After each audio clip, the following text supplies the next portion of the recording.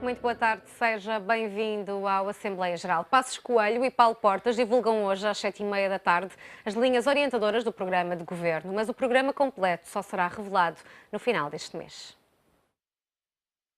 O plano da coligação deverá basear-se no Programa de Estabilidade e no Programa Nacional de Reformas. Passos Coelho garante uma apresentação com diferenças assinaláveis face às propostas conhecidas dos socialistas. Diz o Primeiro-Ministro que o caminho que desenharam para Portugal é de recuperação prudente e segura. O plano que a coligação vai apresentar aposta na atração de mais investimento, com criação de mais emprego que irá distribuir rendimentos pelas famílias e empresas. Mas são já conhecidas também intenções do Governo de uma redução gradual das medidas de austeridade. O Executivo demonstrou interesse em cortar 600 milhões de euros nas pensões, eliminar a sobretaxa de IRS até 2019 e devolver apenas 20% dos salários da função pública por ano.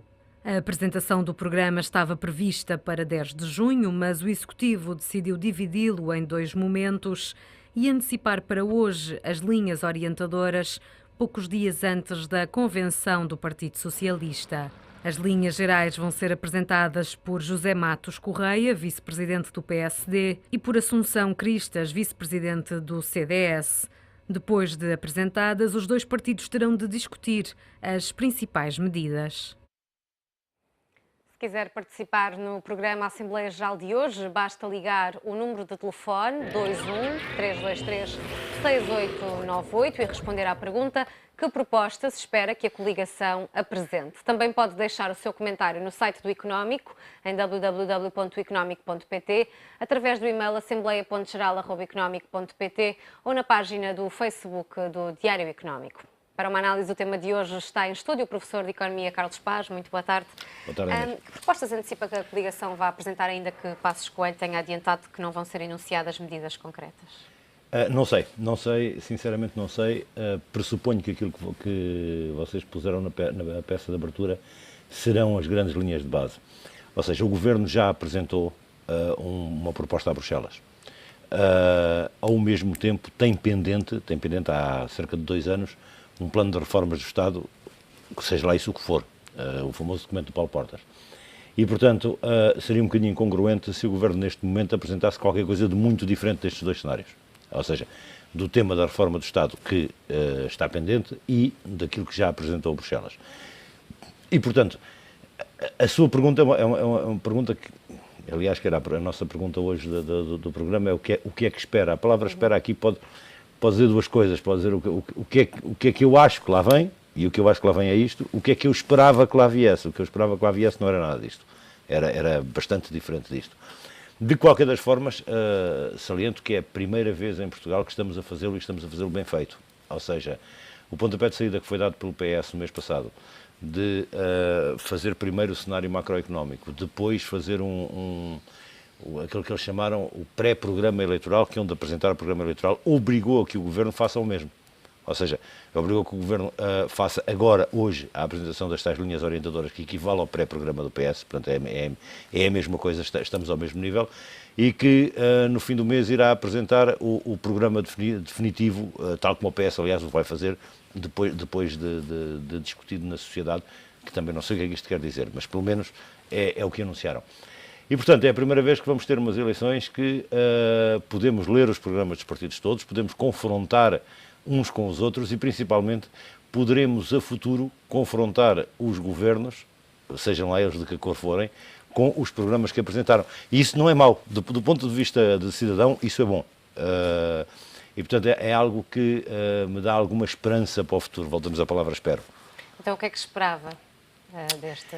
que acha que não vai ser apresentado, mas que deveria ser apresentado? O que eu esperava, vamos lá ver, o que eu esperava era que já tivéssemos todos deitado as mãos à cabeça e percebido que este modelo que estamos a tentar seguir de eu diria, austeridade generalista, ou seja, corta tudo o que há para cortar, destrói tudo o que há para destruir, é um modelo que não funcionou. Ponto. Não funcionou. Não funcionou em nenhum dos sítios onde se tentou implementar. Não funcionou. As próprias entidades que o pensaram, leia-se, por exemplo, o FMI, são as primeiras que hoje já dizem não é esse o modelo, não é por aqui, temos de corrigir este tiro. E, portanto, esta ideia de continuarmos no tiro da austeridade, aliás, o Sr. Primeiro-Ministro já anunciou que é esse o caminho que vai tentar seguir, o tal das contas certinhas, do bom aluno, não é caminho, não é só contribuiu para destruir ainda mais a economia e para retirar expectativas à economia. A economia vive muito de uma coisa que se chama expectativas, que é as pessoas consomem, os investidores investem se tiverem expectativas no futuro. Se nós temos um governo que nos pinta o futuro de negro, é óbvio que eu não invisto, não consumo, não faço nada, porque se o futuro é negro, vou-me embora para outro lado qualquer.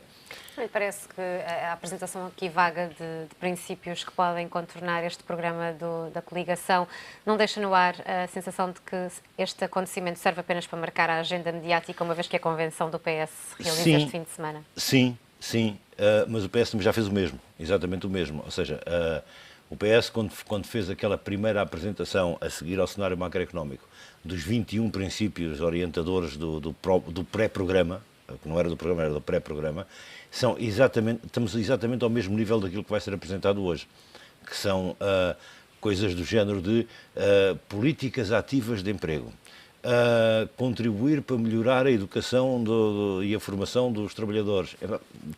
Nenhum de nós vai dizer contra isto, quer saber como. Ou seja, o que é que se entende por uma política ativa de emprego?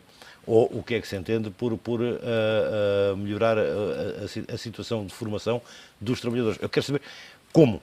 E o como não vai aparecer, nem aparecendo do PS ainda, nem aparece neste. O PS está ligeiramente mais avançado porque começou um mês mais cedo, mas de facto ainda nenhum deles nos disse exatamente ao que vem. Está melhor do que foi no passado, mas nenhum disse ainda o que é que vem. Mas ainda antes de até ter sido conhecido o cenário macroeconómico do PS, o PSD por várias vezes atacou António Costa por não se conhecer quais é que eram os seus projetos para o futuro do país. Não vê agora Pedro Passos Coelho fazer um pouco a mesma coisa, já que nós não conhecemos nada do que será o futuro? É pior do que isso, Isso é aquele lado mau da política. Vamos ver, eu falo muito pouco de política porque eu de política entendo pouco, mas isto é o lado mau da política, que é criticou-se o Partido Socialista porque não apresentava posições e estava calado. Depois, o Partido Socialista apresentou o tal cenário macroeconómico, criticou-se o cenário macroeconómico no dia da saída do dito, era impossível tê-lo lido sequer, portanto, mas criticou-se. Depois o Sr. Primeiro-Ministro veio dizer que não precisava de programa eleitoral, não ia apresentar programa eleitoral, porque os portugueses conhecem o governo e, portanto, não era preciso apresentar programa eleitoral. Como o PS apresentou o pré-programa, agora também vai apresentar hoje as linhas orientadoras do programa. Ou seja, estão todos a marcar agenda mediática uns aos outros. Mas voltamos a um tema que eu já disse aqui, disse consigo, aliás, a culpa aqui tem um nome, chama-se Cavaco Silva. Ou seja, a culpa de estarmos em maio, em plena e aberta campanha eleitoral até outubro, é porque houve um teimoso que assumiu que as eleições tinham obrigatoriamente que ser em outubro. E, portanto, como houve um teimoso que empurra as eleições até o mais tarde possível, nós, em vez de termos um governo, neste momento temos uma oposição à oposição e, portanto, vamos estar a viver em campanha eleitoral todo o verão. Todos estes 6 meses vão ser campanha eleitoral. Eu passava agora aqui à leitura de um e-mail que nos chegou, segundo o tema que estamos hoje a discutir. João Manuel Ferreira escreve que BCE, União Europeia e Troika, muito antes do ato eleitoral, impuseram as suas regras, por isso é uma falsa questão que o partido A ou B tenha esta ou aquela proposta diferente, qual biombo para enganar os incautos, pois no essencial convergem na pulsão da obediência aos grandes interesses. País governado pelo vazio, por executantes locais ineptos, opacos e invertebrados. Só há uma forma de sairmos do buraco, recuperar valores e o respeito pelo valor do trabalho. Merece-lhe um comentário deste? Merece dois comentários até. Na gênese, o espectador tem razão. Tem razão na gênese. Ou seja, há uma série de regras que foram impostas ao nível europeu, regras essas que estão a ser cumpridas ou têm que ser cumpridas por todos os países europeus, menos por quem as impõe. Atenção que, por exemplo, o caso da Alemanha, a Alemanha não cumpre grande parte das regras que está a impor aos outros. E, portanto, dizer que foi desenhada para fora foi foi de facto desenhada por fora e que nenhum deles pode fugir muito, não. O que acontece, se nós olharmos os programas já apresentados, veja-se do LIVRE, do Bloco de Esquerda ou do PCP, todos eles fogem. Mas fogem porquê? Porque não são partidos que vão para o governo, ou pelo menos não vão para o governo sozinhos. E, portanto, podem apresentar coisas como corte de metade da dívida pública, que é a linha número 1 do programa do PCP. Sim, era a mais importante de todas, só que, quer dizer, cortar metade da dívida pública não é unilateral, não conseguimos fazê-lo nós sozinhos. É preciso alguém fazê-lo por nós. E, portanto, sim, de facto, o espectador tem razão nisso. No outro tema, é mais grave do que isso. Este tema da desvalorização do fator trabalho e da discussão à volta do valor do fator trabalho é um tema que começa a preocupar, e começa a preocupar a sério. E vamos lá ver se eu consigo explicar, e vai-me dar 2 minutos para fazer um bocadinho de serviço público. Existe uma coisa que se chama economia de trabalho e que basicamente se baseia numa série de modelos e numa série de regras. Regras essas que nos dizem basicamente várias coisas. Uma delas é que se eu reduzir o custo do trabalho, eu aumento o emprego. Isto em macro, em grandezas macro. E subjaz a isto o seguinte: eu se tiver 10 empregados a ganhar 10, a minha massa é 100. Se eu baixar todos eles para 9, posso meter mais um e ter 99 de massa, ainda poupei um. E este um posso repercuti-lo nos preços. Ou seja, este é o modelo que subjaz a isto. Isto era verdade numa sociedade em que o fator trabalho fazia parte constante da equação, que não se passa hoje em dia. Hoje em dia, com os níveis de desemprego que nós temos, o que se passa é que o mercado de trabalho está muito distorcido. E, portanto, as empresas jogam no fator mais fraco. Ou seja, os grandes índices de produção, os grandes que pesa realmente na produção: matérias-primas, energia e fator trabalho. São as grandes três. O que é que se passa? Como não podem mexer no preço das matérias-primas, porque o mercado internacional cada vez as procura mais, o governo não autoriza a que se mexa no tema eletricidade. Portanto, o tema energia é tema tabu em Portugal. As elétricas ganham o dinheiro que quiserem. As outras empresas é que vão para o buraco, mas as elétricas ganham o dinheiro que quiserem. E, portanto, o que é que sobra aqui? Sobra o fator trabalho, que é o fator fraco. E, portanto, sendo o fator fraco, e ainda por cima com um governo que, do ponto de vista ideológico, perfilha desta ideia de que, baixando os custos do fator trabalho, se aumenta o emprego, a verdade é que são os únicos que estão a ser sacrificados neste momento. E está-se a provar que no mundo em que estamos hoje, em que confluem duas coisas: por um lado a procura dos preços cada vez mais baixos, o mundo low cost em que vivemos, e por outro lado o excesso de mão de obra no mercado de trabalho, ou seja, o excesso de desemprego, o que está a provocar é que a redução dos custos de fator de trabalho não está a aumentar o emprego. E, portanto, não se verifica o modelo económico. Mas isto passa-se com vários outros modelos económicos. Há uma série de modelos económicos que foram desenvolvidos, todos eles, para ciclos de subida da economia, descida da economia, subida da economia, descida da economia, que é normal, são os ciclos normais. O que se passa é que esta crise começou em 7 de agosto de 2007. E, portanto, já levamos neste momento quase 8 anos, vamos fazer 8 anos daqui a 2 meses. Não há nenhum modelo que esteja definido para um baixo ou um alto tão grande, tão longo, para uma série tão longa de resultado negativo.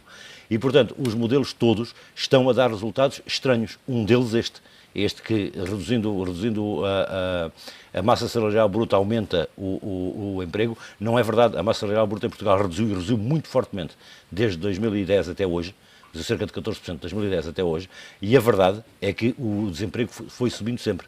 Sempre. Tanto, como referi há pouco, tanto o PS como o PSD anteciparam aqui a apresentação dos programas em cerca de 2 meses, salvo erro. Prova que a sociedade portuguesa também está a evoluir e, de certa forma, a exigir conhecer melhor a estes programas dos partidos com maior profundidade. Não sei. Tenho as minhas dúvidas. Eu acho que o PS precisou, por causa, aliás, dos resultados que estava a ter nas sondagens, precisou de agitar as águas e, portanto, avançou com o tal cenário macroeconómico primeiro e depois com o pré-programa. E o PSD e o CDS tiveram que responder. Basicamente, na minha opinião, o que se passou foi isto. E uma vez mais, repetimos então, se já estamos todos a discutir isso, façamos as eleições no mês que vem e acabemos com esta cena, em vez de prolongar isto até ao fim de outubro, como quer o Sr. Presidente da República. Mas ele é teimoso e ele é que manda, portanto não há volta a dar. Vamos ouvir a primeira opinião que nos chega ao programa de hoje. Carlos Pereira liga-nos do Barreiro. Muito boa tarde.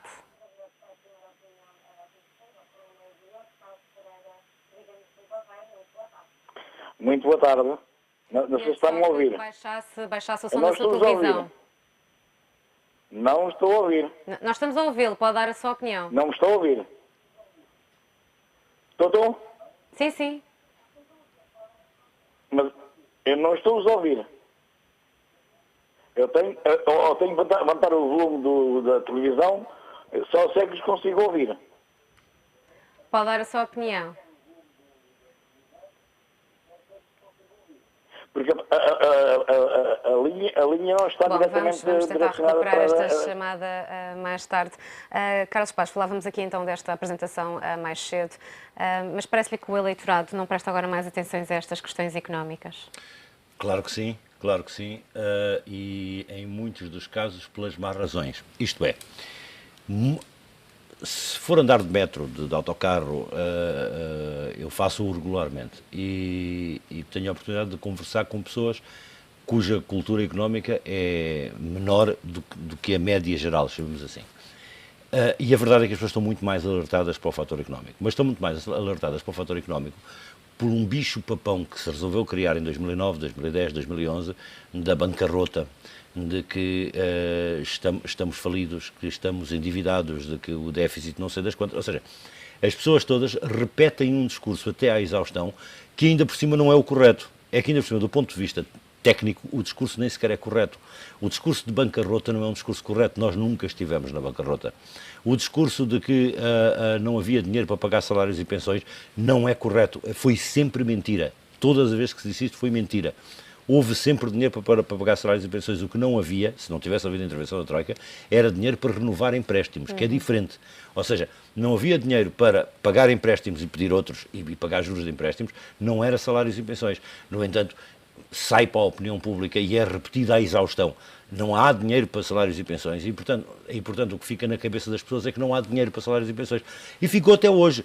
Se reparar, o Sr. Primeiro-Ministro, né, na sua última intervenção, vamos lá ver, o que nos diz é que o que vai anunciar esta noite é algo que vai no sentido de, mantendo as tais contas de não bancarrota, vai reduzir gradualmente e de uma forma conscienciosa a austeridade. Se ler nas entrelinhas, o que isto quer dizer é vai reduzir a austeridade para todos, exceto para funcionários públicos e para reformados e pensionistas. Porquê? Nos funcionários públicos mantém os 20% e a redução dos 20%, que aliás já foi proibida pelo Tribunal Constitucional, e nos pensionistas quer tirar 600 milhões.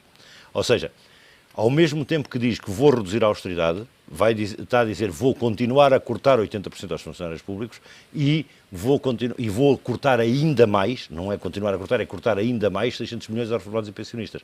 E, portanto, aqui o retrato é o mesmo que vem do início. É um problema ideológico, ou seja, é o problema do público contra o privado.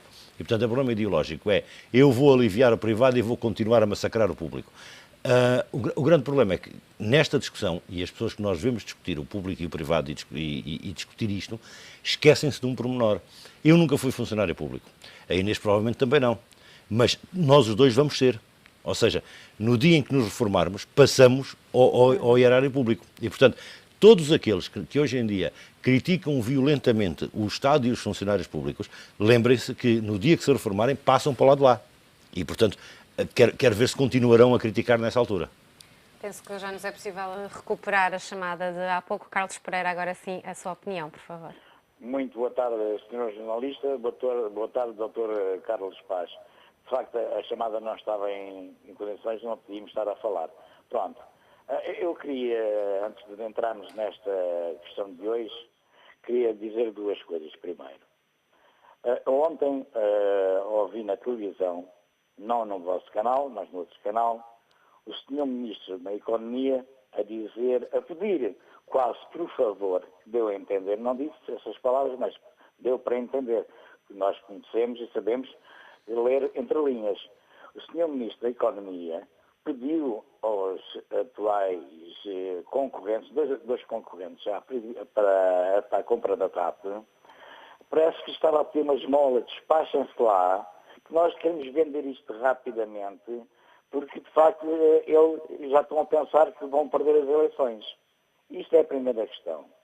A segunda questão, eu gostava de saber como é que é possível uma senhora chamada Isabel dos Santos comprar a IFASEC, será que a senhora, que ainda não tem 50 anos, tem uma grande riqueza?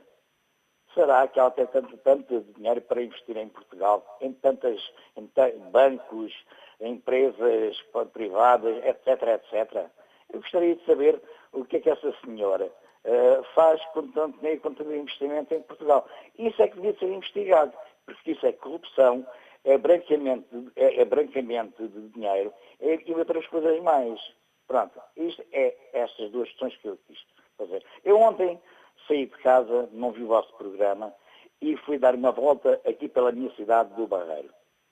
E fiquei de boca aberta e pasmado. Eu falei com várias pessoas, de orivesaria, farmácias, retalhistas, etc, etc. Eu estive desde as 2 da tarde até às 8 horas da noite na rua, a visitar estas pessoas todas. E sabe o que é que as pessoas me disseram? E todos me respondem igualmente. Amigo Carlos Pereira, nós estamos a chegar a uma bancarrota. Eu entrei numa farmácia de um amigo meu e ele disse para mim, neste momento, no Barreiro, só existem 4 farmácias. Existiam 12 farmácias no Barreiro, no concelho do Barreiro. Existem 4. Porquê? Qual há uma razão? As pessoas não têm dinheiro para investir nos medicamentos e quando se vai à farmácia tem que estar à espera que se encomende esse medicamento para no outro dia ir lá levantar. Já aconteceu isso comigo. Em relação à proposta que estes senhores fazem, eu não trato-os por senhor, eu trato-os por gaiatos. Isto é uma cambada de gaiatos que andam a querer roubar a torto e a direito. Isto agora já não há vergonha nenhuma. Roubar é um prazer ao povo. É um prazer roubar ao povo. Desde os reformados, dos pensionistas, como o doutor acabou de dizer, eu pertenci ao privado, depois de ser-me reformado por invalidez, passei para o público. Eu tenho uma reforma da Segurança Social. Devia ter uma reforma do privado. Mas é isso que o doutor disse e tem muita razão. É verdade. A senhora jornalista, a doutora, quando se reformarem, vão passar para o público, como toda a gente deve passar para o público. E mais, não venham eles com essas conversas e com essas cantigas todas, que a Segurança Social vai ter um grande buraco e daqui a 10 anos a população vai ser mais, tem que se pagar mais reformas, e as pessoas não vão morrendo também. Também não vão morrendo. Estão morrendo. E isto é só para intimidar os reformados, os pensionistas, os funcionários públicos e toda a gente. Todos os dias, este cambado de gaiatos, que não tem outro nome, e temos um Presidente da República que não tem a coragem de dizer a estes cavalheiros e a estes gaiatos que não é assim que se governa o país. Mas como ele também está da balada, ele também está-se burro e franco para o povo português. Ele que vai lá para onde é que ele pertence, ele diz que é de Beliquem, mas não é de Beliquem, é do posto de Beliquem, que o pai dele tinha uma bomba de gasolina em posto de Beliquem, que eu conheci o pai desse senhor chamado, sem nem entrar com o senhor, por Cavaco Silva. Eu gostava que o doutor comentasse estas coisas todas. Temos de ser um pouco mais breves. Muito obrigada pelo seu comentário. Passava a ler mais um comentário que nos chega no site do Diário Económico, de um anónimo que diz mas que medidas é que vão apresentar, as que apresentaram até agora não chegaram para colocar o país em miséria extrema. Fico preocupado, mas do lado da ala socorrista do PS também não vem nada de bom. Isto é o descrédito total nos partidos políticos que temos em Portugal. De todos, qual deles o pior? Era necessário um partido sério que fizesse uma limpeza de todas as mordomias e que governasse para o povo e com o povo e não contra o povo. Carlos Paz. Complicado. E eu vou pegar aqui em algumas coisas que foram ditas, quer nesse comentário, e começo já por ele. Vem um bocadinho ao encontro daquilo que a gente ouve na rua e daquilo que vai vendo e vai lendo nestas coisas. De facto, as pessoas estão desacreditadas do futuro, e eu volto ao meu princípio, que é, se não houver perspectivas de futuro, ou chamadas expectativas económicas, não há investimento, não havendo investimento não há emprego, não havendo emprego não há consumo. E, portanto, esqueçamos tudo que andamos para aqui a dizer e pensamos que unicamente a única coisa que temos de criar são expectativas positivas de futuro. E se as expectativas das pessoas hoje são estas, que nós vemos aqui retratadas, são de total descrédito, é negro, o futuro é negro. E os políticos estão a ajudar a isso, atenção que os políticos estão a ajudar a isso. Quanto ao Sr. Carlos Pereira, o Sr. Carlos Pereira, bem, tocou o tema da TAP, eu já não vou falar mais, já falei tudo o que tinha a falar sobre o tema da TAP, vou falar mais sobre o tema da TAP, a não ser dizer que é notícia de hoje a providência cautelar para travar o processo e, portanto, vamos lá ver o que é que aquilo dá. Não sei. É melhor esperarmos. Quanto ao investimento externo em Portugal, é importante pensarmos uma coisa. Ele falou do exemplo da Engenharia Isabel dos Santos e da compra da EFASEC, nada tenho contra. Venham muitas Isabéis dos Santos e venha muito dinheiro para comprar muitas empresas portuguesas e as tornar líquidas. Porque o grande problema da maioria das empresas portuguesas é que os empresários portugueses estão de tal forma endividados que não têm dinheiro para fazer os investimentos necessários. E, portanto, se vier esse dinheiro de fora para comprar as empresas e que tenha arcabouço para a seguir as capitalizar, não vem mal nenhum ao mundo. Vem ao mundo a posteriori, ou seja, quando tivermos de pagar dividendos, quando tivermos a pagar os dividendos anualmente dos lucros destas empresas, passam a contar como importações, porque estamos a deitar o dinheiro para o estrangeiro. E aí sim é uma discussão que podemos ter. Agora, o investimento externo não tem mal nenhum, antes pelo contrário, como se os portugueses não têm dinheiro para investir, há alguém que ajude a investir. O problema é como é que é esse investimento externo. Eu ainda este fim de semana fiz uma volta pela zona de Sintra, onde haviam as antigas fábricas de mármore. Estão lá, algumas delas a funcionar e a funcionar bem, e encontrei uma que se chama a Fábrica de Mármore Xilin. Okay? Porque foi um chinês dos visto gold que chegou, pagou a fábrica para obter o seu visto. Isto para a economia portuguesa representa zero. Ou seja, porque não criou um único posto de trabalho, eles já lá estavam. Não criou uma única linha de produção, ela já lá estava. E, portanto, quando discutimos investimento estrangeiro, temos de pensar em investimento estrangeiro produtivo. Chegar cá e comprar o que já existe não faz nada à economia portuguesa a não ser aliviar momentaneamente. Okay? E, portanto, para ajudar o investimento estrangeiro que nós queremos, não é este. O investimento estrangeiro que nós queremos é aquele que gera emprego. Gera emprego, cria riqueza, multiplica emprego e assim sucessivamente. Não é o comprar o que já existe. Ou seja, comprar a REN, o Novo Banco e a Galp e a EDP, isso, tudo bem, entrou o dinheiro quando era preciso, mas a verdade é que não gerou um único posto de trabalho. Antes pelo contrário, reduziu postos de trabalho todos estes processos de privatização. E, portanto, este é um tema que vale a pena pensar, mas num modo mais global. E depois, todo o resto da intervenção do Sr. Carlos Pereira foi ao encontro do tema do estamos a chegar à bancarrota ou do roubar a todos, especialmente aos reformados, e falou do buraco da Segurança Social, e vamos falar disso a sério. Vamos lá ver. Primeiro, ninguém sabe exatamente quanto é e como é. Comecemos por aí. Inclusive o Sr. Vice-Primeiro-Ministro diz disparados como temos 3,5 milhões de pensionistas. É mentira, não temos nada, temos 2,5 milhões. Okay? O que temos é 3,5 milhões de pensões, que é diferente, porque há muitas pessoas que recebem mais do que uma pensão. Basta que qualquer viúva receba a pensão de viuvez, além da sua própria viúva, além da sua própria, quero dizer, basta que receba esta para estar a receber conta duas vezes no sistema. Portanto, pensionistas nós de facto temos 2,5 milhões e não 3,5 milhões. E portanto este número que andamos sempre a tirar, dos 3,5 milhões, e que já são mais pensionistas do que os ativos, é tudo mentira, é tudo baseado na cabeça de alguém que lê um número, pagamos 3,5 milhões de pensões. Sim, mas não temos 3,5 milhões de pensionistas, temos 2,5 milhões. E comecemos logo por aqui para depois ajudar a fazer as contas para o futuro. E as contas para o futuro vão todas bater ao mesmo sítio. E aqui é verdade que quer o Partido Socialista, quer o PSD apresentam ambos a mesma proposta perigosíssima, que é fazer de alguma forma tremer o financiamento da Segurança Social. E mexer nisso é mexer na base do edifício, o edifício cai. E, portanto, temos que ter muito cuidado com este tipo de propostas. Nós sabemos que da parte do Dr. Pedro Passos Coelho, e ele nisso, tiro-lhe o meu chapéu, porque foi coerente do primeiro ao último momento. O Dr. Pedro Passos Coelho escreveu sempre que achava que a Segurança Social devia ser privatizada. Sempre.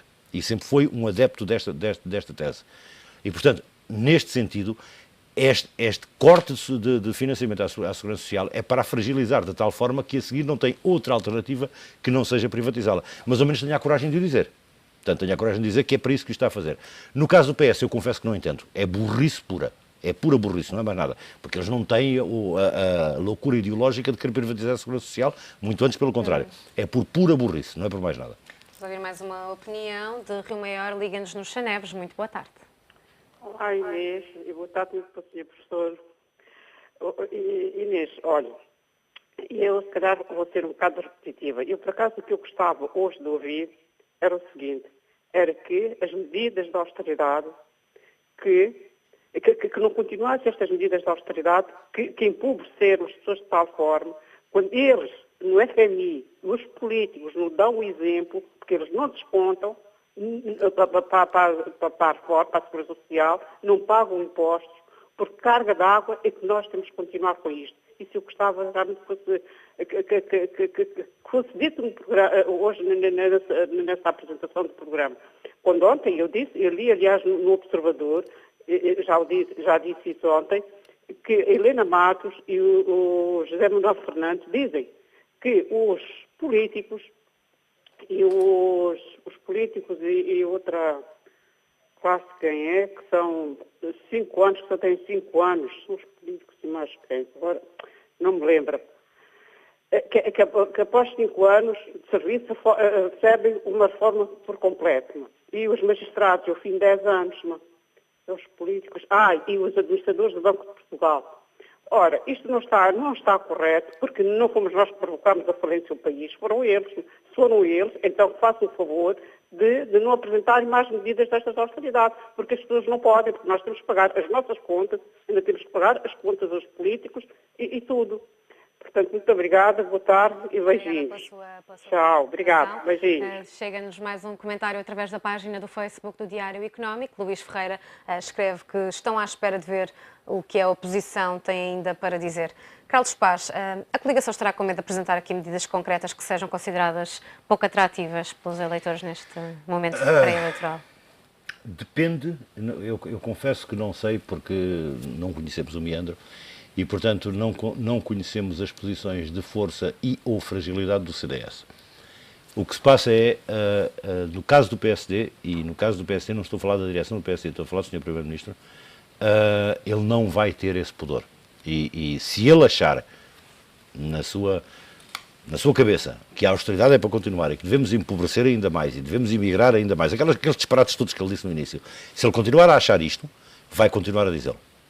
Mas não se tem notado já nesta governação que algumas medidas que foram pensadas e que estão à espera de aprovação não têm sido executadas? Não têm sido executadas porque depois se percebe que eram erros crassos. E, portanto, vai só a arrepio, mas mantém-se o discurso, que é a parte idiota da questão, arrepia-se a situação, mas mantemos o discurso. E, portanto, à sua pergunta eu respondo, depende do peso do CDS na coligação, não sei como é que ficou, como é que foi desenhada a coligação. De facto, o CDS é muito mais eleitoralista e, portanto, é muito mais populista e, portanto, não deixará nunca entrar por esse discurso. Aliás, vamos ter provavelmente uma coligação bipolar, ou seja, vamos ter uns comícios e umas intervenções públicas do Sr. Primeiro-Ministro no sentido do é preciso empobrecer e emigrem, vão-se lá embora, ou os velhos que morram, que é para ver se isto equilibra as contas, e vamos ter os discursos do Paulo Portas nas feiras todas a dizer que há que proteger os contribuintes e os reformados, os pensionistas, e portanto vai ser bipolar, mas é o que vamos ter. Vamos à última chamada no programa de hoje, de Gondomar, liga-nos Joaquim Areias. Muito boa tarde. Boa tarde, Sr. Jornalista, boa tarde ao vosso convidado. Olha, primeiro você é muito simpática até dos espectadores. Gosto muito de si. Agora outra coisa, olha, eu ainda me lembro, quando o Dr. Passos Coelho, em 2011, eu tenho essa gravação, que ele diz, o país só vai para a frente por você das pessoas. E é o que está a acontecer neste momento em Portugal, que eu já disse à senhora, eu convidado que estava aí, e vocês têm que notar isso, cá, tem 7 mil pobres em Portugal, e ele conseguiu. Há 400 mil crianças também a passar fome. Há 250 mil pessoas também a trabalhar, a ganhar 400 euros, também estão a empobrecer. O que é que ele quer mais? O que é que eu espero que eles apresentem logo à noite? É que vão apresentar? Olha, primeiro, demissão. Segundo, demissão. E terceiro, demissão. Que se vão embora, que não estão aqui a fazer nada. Vou para lá outros, e as eleições devem ser já amanhã, não é em outubro. Tá, um beijinho para si. Tá bom. Muito obrigada. Obrigada pela sua participação. Carlos Paz, falávamos há pouco aqui do impacto que pode ter ou não Que presença pode ter o CDS nesta coligação? Surgiram já críticas a esta apresentação de propostas dentro do próprio CDS. Ribeiro Castro considera que não está a ser feito um debate sério a nível interno. Tem maior impacto quando as falhas começam a ser apontadas de dentro e que mostram que não há aqui uma união? Vamos lá ver. Volto a repetir aquilo que eu disse há bocado. Nós não sabemos, depois da célebre cena do irrevogável do Dr. Paulo Portas, nós não sabemos com que é que o Dr. Pedro Passos Coelho o segurou na coligação. Não sabemos. Podemos especular, mas de facto não sabemos. A verdade é que ele se apagou totalmente. Deixou de aparecer, portanto, a não ser em eventos do próprio CDS, deixou de aparecer totalmente. A única vez que apareceu publicamente depois foi no anúncio do fim da Troika, que no fundo não acabou, eles continuam a vir cá, foi para anunciar o fim de uma coisa que afinal não acabou. E, portanto, neste momento, nós não sabemos, o que sabemos é que de dentro do CDS começam a aparecer vozes, até a Assunção Cristas, até ela, portanto, começam a surgir várias vozes no sentido de necessidade de mudar a liderança, disponibilidade para assumir a liderança, portanto, começam a aparecer várias vozes neste sentido. Não sabemos, o que sabemos é que o CDS tem 24 deputados hoje, não vai nunca conseguir fazer 24 deputados na próxima legislatura, portanto algumas cadeiras vão rolar, e rolando algumas cadeiras vão ter de rolar algumas cabeças. A questão é se o Paulo Portas fica ou não, não sabemos. E portanto, estas guerras internas no CDS têm mais a ver com, se quiser a minha opinião, é uma mera opinião, têm mais a ver com o marcar de posição para um pós-Portas do que para dizer alguma coisa de jeito. Ou seja, não tanto no sentido construtivo, mas mais no sentido de marcar a minha posição, eu estou cá para o pós-Portas. E portanto, acho que tudo isto que se está a passar no CDS neste momento e que começa a ser preocupante num partido que era muito fechado e que de repente começam a aparecer estas vozes todas, parece-me a mim, pelo menos, é muito mais no sentido de, são marcações de posição, mais do que outra coisa qualquer. Eu não acredito que venha daí qualquer coisa de significativo. Na sua opinião, e perante as opções que têm sido conhecidas, as tomadas de direção, diria que é a coligação ao PS que seguem aqui em frente, na opinião do eleitorado? Sim, e neste momento com um problema, que é, nós não sabemos o que é que vai acontecer, porque a acreditar nas sondagens, e elas começam a ser muitas e todas consistentes, o que vai acontecer é que em final de outubro não há ninguém com maioria. Ninguém.